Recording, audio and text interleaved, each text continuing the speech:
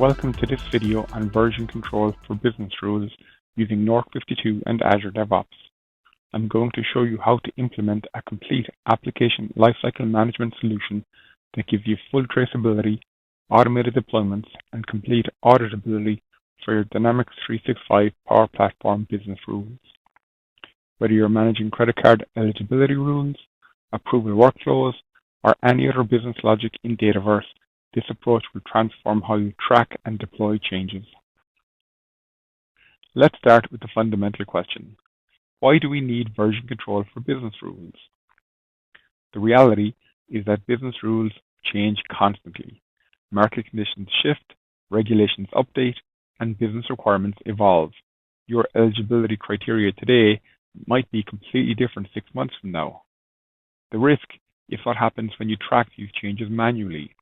Spreadsheets get out of date, emails get lost, and worst of all, you end up with what I call the black box deployments. Changes going to production and nobody really knows who changed what or why. The goal is complete traceability. We want to be able to trace every change from the original business requirement all the way through to production deployment. Who requested it? What was changed? When was it deployed and why? That's what we're going to build today. Here is the workflow we're implementing. It's a 4-step process that's completely automated once you set it up. Step 1 is the request. Everything starts with a work item in Azure DevOps. This could be a user story, a bug fix, or a change request. The key is that every change has a trackable origin. Step 2 is the build. The developer or business analyst makes the changes in North52 formula editor in your development environment. This is where the actual business logic gets updated. Step 3, commit. Here's where the automation kicks in.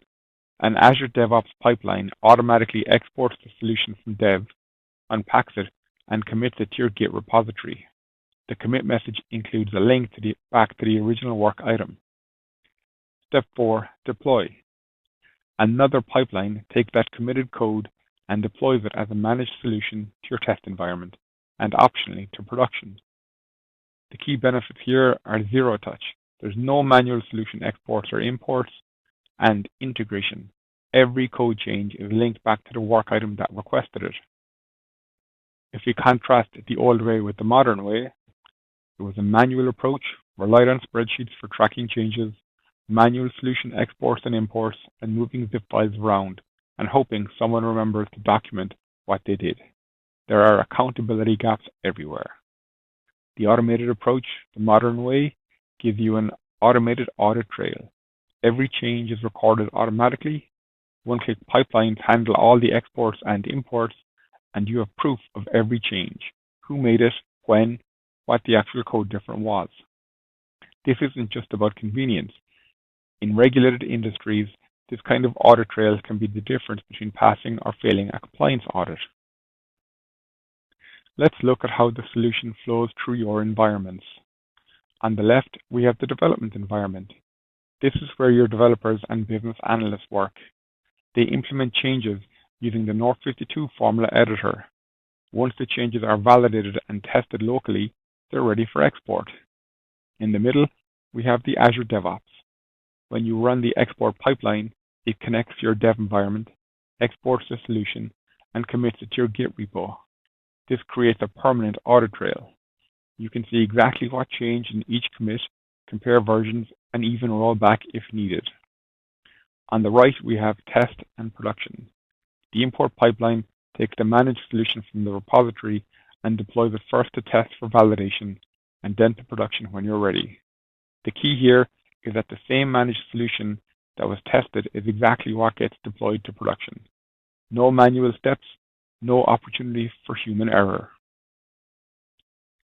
Now, let me show you a concrete example of this workflow in action.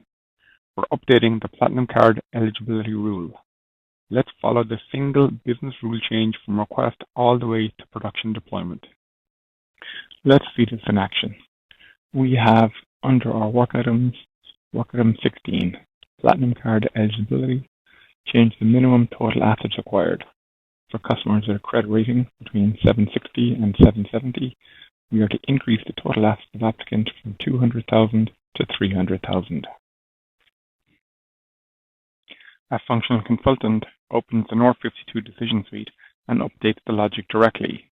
No complex coding, just a simple configuration change. Behind the scenes, this rule is saved as a web resource inside the Business Rules credit card solution. This is the critical artifact that gets stored and tracked in our DevOps repository. We don't email zip files. We simply trigger the pipeline and tag it with work item 16. This tag is the key. It links the business request to the technical solution. For our commit message, we give a meaningful title. In this case, we're going to use updated platinum card eligibility, min total assets 300,000. The automation takes over. It exports the solution, unpacks the files, and commits them to source control. It is creating a permanent source of truth for your project. This is the result. Complete audit trail. We can see exactly what changed. The system highlights that the value moved from 200,000 to 300,000. It is proof that the system matches the requirement. Here in the commit itself, we can see not just the change made to the formula PGK, we can also see the managed and unmanaged solutions that were exported. And if we click on details, we can see who exported it. We can see the work item linked below, number 16. And when we click on it, we can see that the commit has been added to the development section. This ensures traceability for each and every change. Deploying to test or production is just as easy. We use the exact same managed solution we just verified, ensuring consistency across all environments with 0 manual steps. Now let's look at how to set this up. First, the repository structure. Your Azure DevOps repository should have this folder structure. The pipelines YAML folder contains your YAML pipeline definitions. You'll have 2 files, dev export gitsync.yaml for exporting from dev and deploy solution.yaml for deploying to test and production. The solutions archive folder is where the pipeline stores version zip files of your solutions. There's a folder for each solution with 2 subfolders, managed and unmanaged. Each export creates a new zip file with the version number and the file name, like Business Rules Credit Card Managed 1050.zip. This gives you an archive of every version you've ever deployed. The Solutions Unpacked folder, again broken down by solution, contains the unpacked source code. This is what enables the Diff view we saw earlier. When the pipeline exports your solution, it unpacks the YAML file into this folder so Git can track individual file changes. See here under the history and the commits. The structure gives you the best of both worlds. Archive zip files for easy deployment and unpack source control for detailed version tracking. So let's walk through the export pipeline step by step. You publish all customizations. Before exporting, the pipeline publishes all the customizations in your dev environment. This ensures you're capturing the latest data and not any stale changes. We set the solution version. The pipeline automatically sets the solution version using semantic versioning. The format being major.minor.patch.0. The major and minor numbers are controlled by pipeline variables that you set in the UI. Right now we've got major set to 1 and minor set to 0. The patch number auto increments every time the pipeline runs, and it resets back to 0 whenever you bump the major or minor. So your versions will look like 1.0.0.0, 1.0.1.0, 2.0, etc. This gives you clean, meaningful version numbers rather than arbitrary build IDs. When we export to solutions, the pipeline exports both unmanaged and managed versions. The unmanaged version is for source control. It gets unpacked and can be diffed. The managed version is what gets deployed to downstream environments. We unpack and archive everything. The unmanaged solution gets unpacked into the solutions unpacked folder. This breaks it apart into individual XML files so Git can track changes at the component level. Both the managed and unmanaged zips are also copied into the solutions archive folder with version file names. So you see something like business rules, credit card managed 1030.zip in the managed subfolder. Every version is kept, which means that you can always roll back to a previous one. Finally, we commit everything to Git. Everything gets committed to the repo, the unpacked files, the archive zips, all of it. The commit message includes your custom message, a link to the work item, and the version number. Like, for example, updated platinum credit card threshold -16V1030. The deploy pipeline later reads directly from this repo when it's time to promote to test or production. When you do run the pipeline, you see two input fields, a commit message and a work ID. The solution name itself is locked down as a pipeline variable called target solution, so there's no risk of somebody accidentally exporting the wrong solution. The pipeline uses a service connection called Dataverse Dev for authentication. This is a service principal that has permission to export solutions from your dev environment. Now let's look at the deploy pipeline, which handles deployment. The pipeline has two stages, deploy to test and deploy to production. But unlike a typical pipeline where stages run automatically, both stages here are controlled by checkboxes. When you run the pipeline, you tick which environments you want to deploy to, test, production, or both. You also could specify the solution version, which defaults to latest, but can be set to a specific version number for rollbacks. Stage 1 is deploy to test. Only runs if you tick the deploy to test checkbox. It checks out the Git repo, runs a PowerShell script to find the correct managed version from the solutions archive folder, installs the Power Platform build tools, imports the managed solution to your test environment, and publishes customizations. This pipeline uses the Dataverse test service connection. Stage 2 is deploy to production. It only runs if you tick the deploy to production checkbox. If both checkboxes are ticked, production waits for test to succeed first. If test fails, production is skipped and your production environment is protected.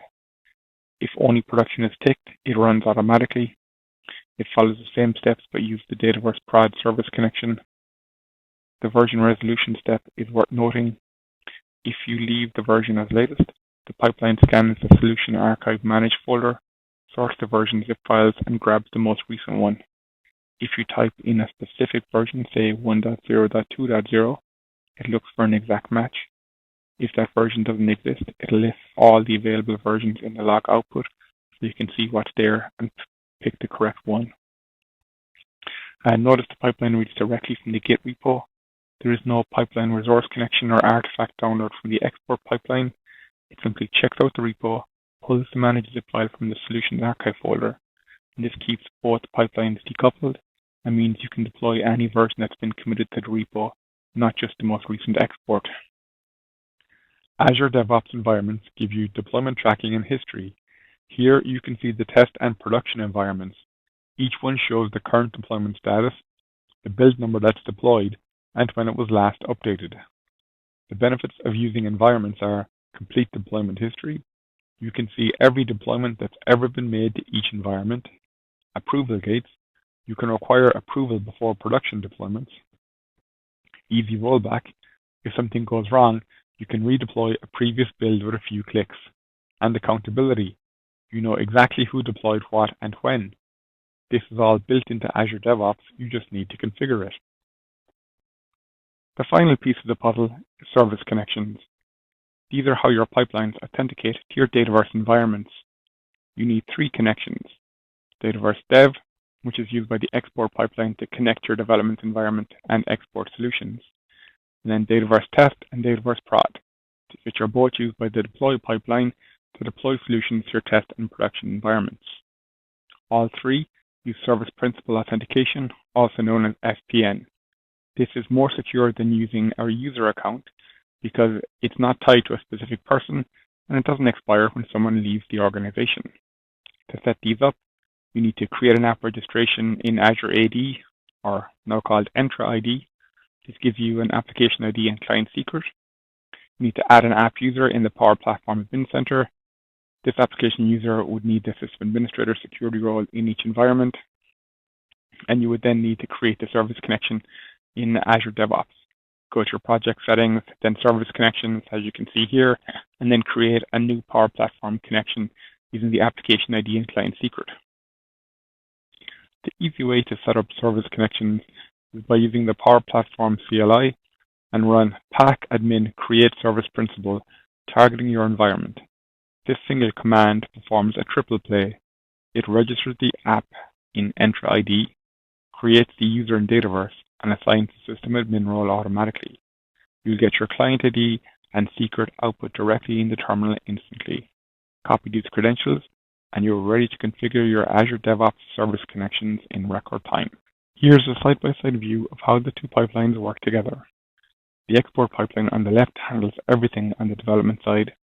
It publishes customizations in Dev, stamps the solution with a semantic version, exports both managed and unmanaged zips, unpacks the unmanaged solution into individual files for source control, archives the version zip files into the solution's archive folder, and commits everything to Git with your work item links. The deploy pipeline on the right handles deployment. It checks out the repo, finds the correct managed zip from the solution's archive folder, either the latest or a specific one you've typed in, and imports it into test, production, or both. The important thing to notice is how these two pipelines are connected. And the answer is they're not. There's no pipeline resource link or artifact dependency between them.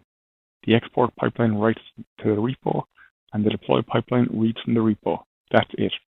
They're completely decoupled, which means you can export without deploying, deploy an older version without re-exporting, or run them independently at different times. The Git repo is a single source of truth that ties everything together. Let's recap what we've achieved with this setup. First, linked requirements. Every technical change is linked back to a business requirement. Work items in Azure DevOps create a clear chain from request to implementation. Second, a source of truth. Your Git repository becomes a single source of truth for all business rules. It's automated, version controlled, and always up to date. Third, consistent deployment. The same pipeline deploys to test and production. No manual steps, no variation, no human error. The result? Reduced risk and increased speed. You get full traceability for compliance, zero manual errors because everything is automated, and faster deployments because you're not waiting for someone to manually export and import solutions. This is enterprise-grade ALM for your Dynamics 365 Power Platform business rules. If you'd like to implement this in your organization, here are your steps. Visit North52.com to download the Decision Suite and request a trial. Check out the knowledge base at support.north52.com for documentation, free training, and certification programs. And if you have questions, you can reach out to sales@north52.com. The team would be happy to walk you through the setup for your specific environment. Don't forget to subscribe to our channel for more videos in Dynamics 365, Power Platform, automation, and best practices. Thanks for watching.